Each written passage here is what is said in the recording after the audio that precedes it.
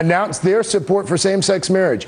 Here's the brain trust. Zerlina Maxwell, political analyst and contributor at thegrio.com, Bob Franken, columnist Francesca Chambers, and editor at Red Alert Politics. Good to see all of you. Thanks for being with me on a Saturday afternoon. Hello, Craig.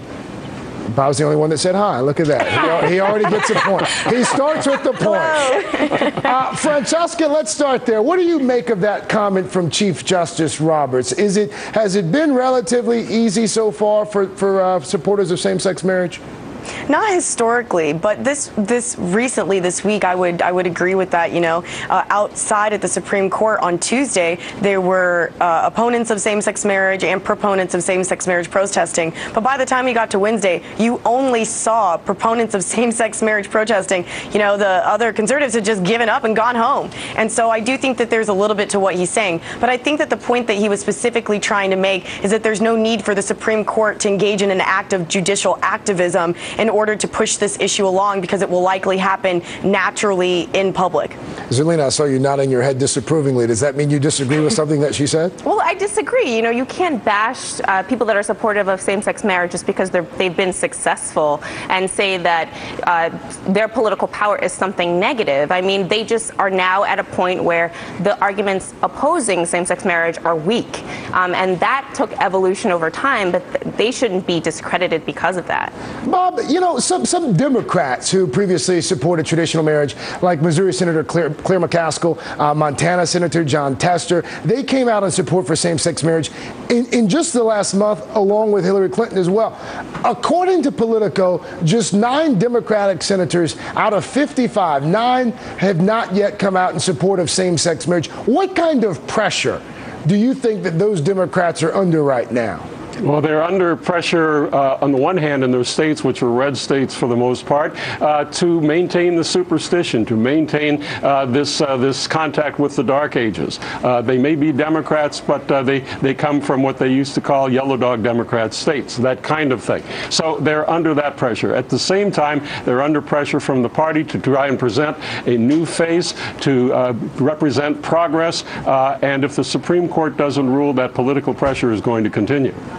Francesca, I understand that you were at CPAC earlier this month. What's been the buzz around this issue among young conservatives, especially attending the conference? I've heard and I've read that this might be the issue that really creates a perhaps insurmountable wedge between the establishment GOP and social conservatives.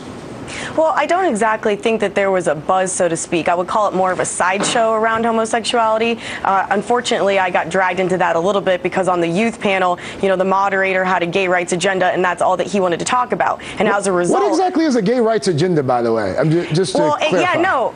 On this specific panel, every time one of the panelists would try to talk about jobs or the economy or the other issues that young people care about and have said that they care about the most, he would bring the subject back to gay rights. And that was a huge issue during the panel. So as a result, there were a lot of stories about the gay rights activism and the divide between traditional conservatives and younger conservatives at CPAC. And I don't think that if that had not happened, that would have been an issue. Most young people wouldn't naturally talk about this. It's not something that young conservatives really care about that much. Well, you know, but go ahead, Bob. Well, I think that that's an important point. I think that there's a recent poll, CBS News poll, which shows that among Republicans, there is 56% overall that opposes gay marriage. But among Republicans who are age 50 and younger, there is a plurality in favor of allowing gay marriage. And I think Francesca makes the point that that's really a vote for, yeah, live and let live. So it is. What were you about to say, Francesca? I was about to say that's exactly it. Oh. They are not, you know, for it necessarily, but they're not against it either. They just really have more pressing issues, like trying to get a job and paying off their student debt that they're concerned about. Zerlina, you're so polite. I love how you wait to interrupt. I really just think this is a question of not if, but when marriage equality is, you know, part of American life. We shouldn't be creating second-class families in this country. I'm the daughter and granddaughter of ministers. I come from an evangelical family, and my own parents have evolved on the issue of marriage equality. I'm the rest of America, and including evangelicals, are going to have to do it. Otherwise, they're going to be left behind. I don't think this is a debate anymore. I think we're at a point where marriage equality is going to happen, and we all need to accept it. You don't want to be Strom Thurmond on the floor of the Senate for 24 hours filibustering equal rights. You don't want to be the last guy standing. I think that's a great stop to take a quick break. Stay right there. When we come back, is the same-sex marriage conversation, is it going to lead some folks to vote the party? We're going to talk about that. We're going to talk about a lot of other things as well. Stay with us. The Brain Trust is back. Zerlina Maxwell, Bob Franken, Francesca Chambers.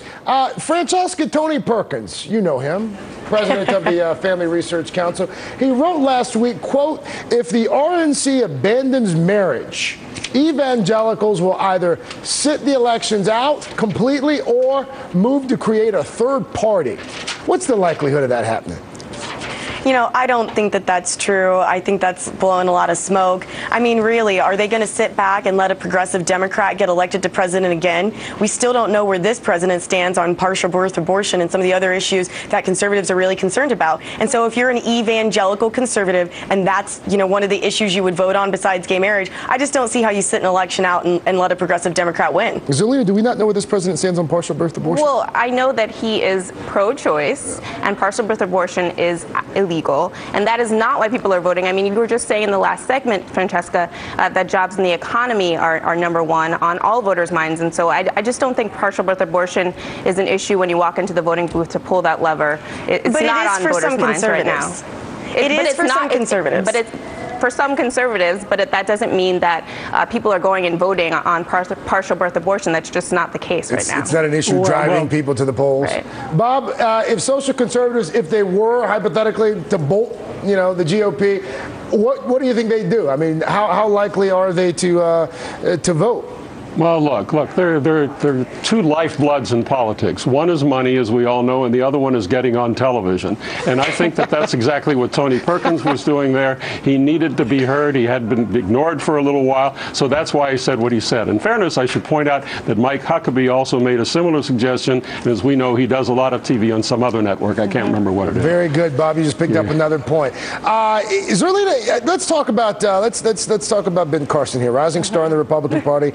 Johns Hopkins neurosurgeon. He apologized on Andrea Mitchell Reports yesterday on MSNBC after he mentioned same-sex marriage, pedophilia, bestiality, all in the same sentence. He pretty much said they were all pretty, they were all kind of the same thing. He said that he's ready to withdraw as commencement speaker at the university. How would comments like this one, how do they hurt the GOP's idea of inclusiveness? Well, it illustrates that the arguments opposing gay marriage are ridiculous. And now when you hear him talk about bestiality and pedophilia in the same sentence with two consenting adults who love each other and want a long-term committed relationship that is recognized by the federal government, I mean, there could be not two things that are more different. I mean, he's the best living, breathing example of what's wrong with the anti-marriage equality argument. Francesca, even beyond that, it seems like it was another week for, Republicans saying silly things. I mean, we had the Alaska congressman who had to apologize for his comment that I won't use on the air once again, and then you have Ben Carson having to walk back some comments as well. At what point do Republicans figure out that maybe you should think before you speak? I don't think it's fair to limit it just to Republicans. There was a Democratic congressman this year. This week I think it's fair to limit it. This week there was a Democratic congressman as well who made an offensive tweet about the Trail of Tears in reference to a basketball game. So I think you have to look at that too, that it's not just Republicans who have issues with messaging sometimes.